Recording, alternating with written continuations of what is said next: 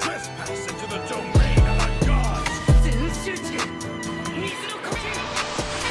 Demon Slayer is a genre that a lot of you guys in this Roblox anime community really like. All the Demon Slayer Roblox videos that I post do really good for some reason. All of the Demon Slayer Roblox games on the platform do really good, even if they don't update in years.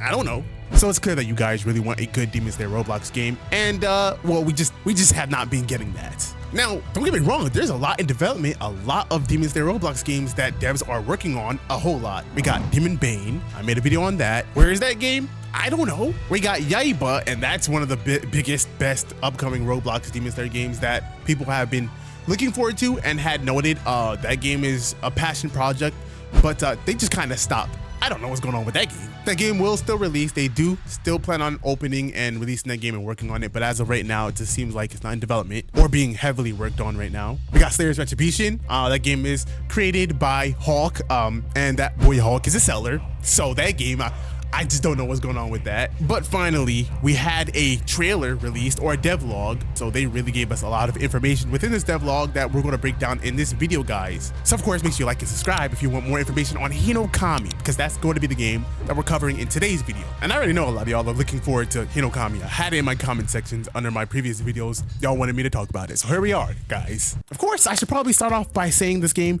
does not have a release date, and they don't plan on making a public release date until like 2-3 weeks before the game actually is planned to release, because I mean, if you guys know, Rel C's, especially after Rel C's had their little situation, they emphasized over and over again that the game was going to release this year. I mean, it was supposed to release last year, but it didn't happen.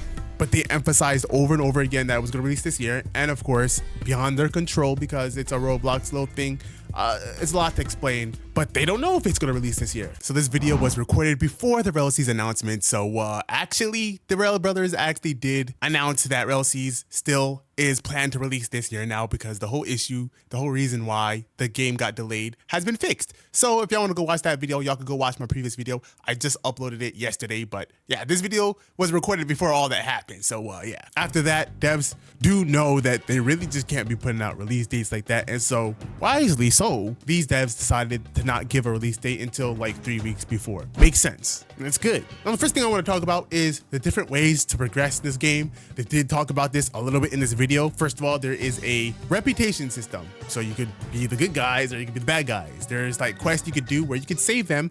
I would assume that in that same quest, you could do the bad reputation part of it. And instead of saving them, maybe you kill them, maybe you kidnap them, maybe you help keep them in the cage. I don't know. This game also has crafting. You could progress from that. You could also progress from exploring. This game will also have a bunch of different random encounters that will happen. So maybe you'll come across a random NPC, a random event, I don't know. And of course, bounty missions that you could do. All of these are for different ways of progression. And I'm sure there's even more, but this is what they said in this video. So you don't have to just do PvP. You could also do different things that aren't PvP. Now, if you did want to do PvP, good news, they did revamp their NPCs.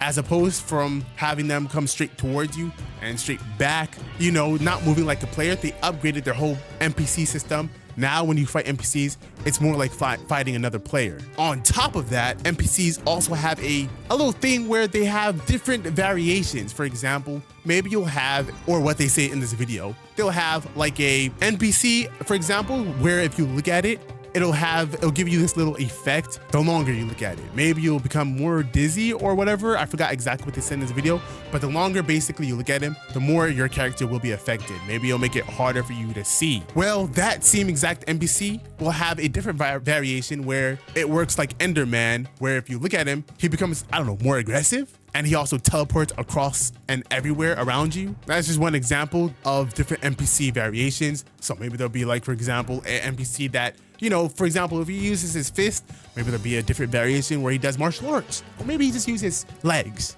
different fighting patterns, attack patterns, or different ways or mechanics in order to take those NPCs down. And they do this to keep the game fresh and, you know, more memorable. And this is good. This is good because you don't want all NPCs to be the same. And speaking of that, another thing they mentioned in this video is combat. Obviously, a lot of you guys are going to be doing combat part of progression. I'm sure I will as well. This game will have PvP. I'm sure it'll have also PvP and PvE. And they were planning originally to make sure that this game, when they made this game, it was going to be the same thing as Demon Slayer RPG 2, except upgraded and better combat or updated combat. But no, what they really did was revamp the entirety of the combat according to what they said once again. So aside from the combat base just being better, they also have a whole skill upgrade system. And they explain that, for example, because I play in a game called Blue Protocol, and they have this. In this skill upgrade system, you could have, say, a slash skill. You can upgrade that said slash skill to be maybe a triple slash skill,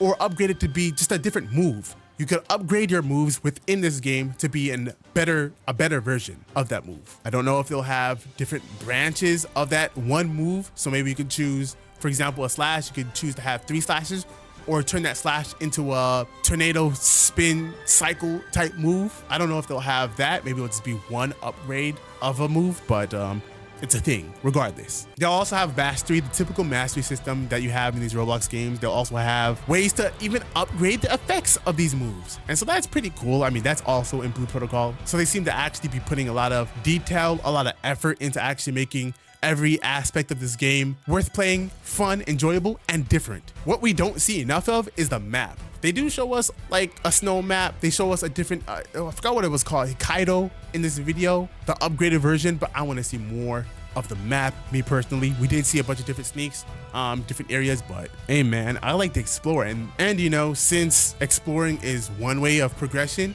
then I would hope that it's actually fun, because in these Demon Slayer Roblox games, typically exploring isn't all that fun. I'll be real with you. I mean, the map is just typically just not all that great to begin with. So why would you care to explore a map that's kind of mid? We always get the snow area in these Demon Slayer games with absolutely nothing but snow and maybe a demon over there that you could fight. There's no detail to it. It's not vibrant.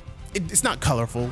It's not detailed. There's not a bunch of different shops that you can go to in each and every single town. It's typically not even all that big either. And if it is big, it's empty. So hopefully they add more to the map, make sure it's worth exploring. Make sure it's worth exploring. Y'all can let me know what y'all want to see in Hinokami down in the comments below. They also don't exactly explain all the breathing styles in this video, but I'm sure that maybe they said in the Discord. Actually, I don't know. I'll put the Discord and all that in the pinned comment and in the link in the description below. If y'all want to join that, make sure you join that. I'll see you on the next video. Appreciate y'all for watching. Will Hinokami be the first upcoming Demon Slayer game to actually release? Find out in the next episode.